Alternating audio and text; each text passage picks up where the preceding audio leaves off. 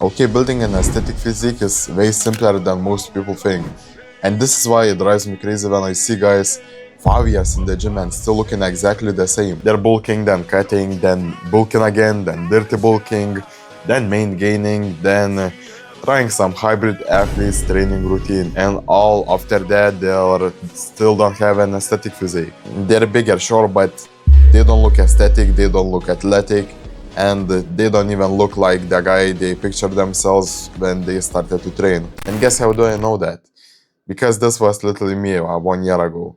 I thought if I just get big as possible, it would be better. The bigger, the better. So I did what everyone else told me to do. I bulked some more.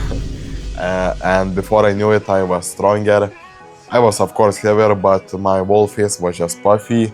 My abs kinda disappeared and I looked less athletic when I first started. So at some point I realized that the guys with the best physiques aren't trying to maximize their muscle mass, they're trying to maximize their aesthetics and more specifically their proportions. Think about it, for example, building a statue. Most guys think aesthetics comes from adding more clay, more muscle, more weight.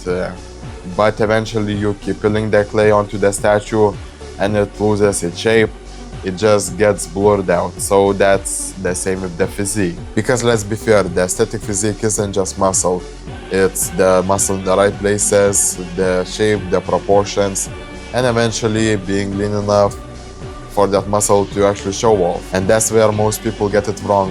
Most people think that aesthetics is muscle building problem, when in reality it's muscle to fat ratio problem. The reason David Lay looks aesthetic isn't because he's the biggest guy in the room like Eddie Hall or some other freak. The reason most fitness models look aesthetic isn't because they're carrying the most muscle, it's because they're carrying some muscle and being lean or really lean at the same time, so the muscle actually can really pop and stand out. And when you realize that, building aesthetic physique becomes way less complicated.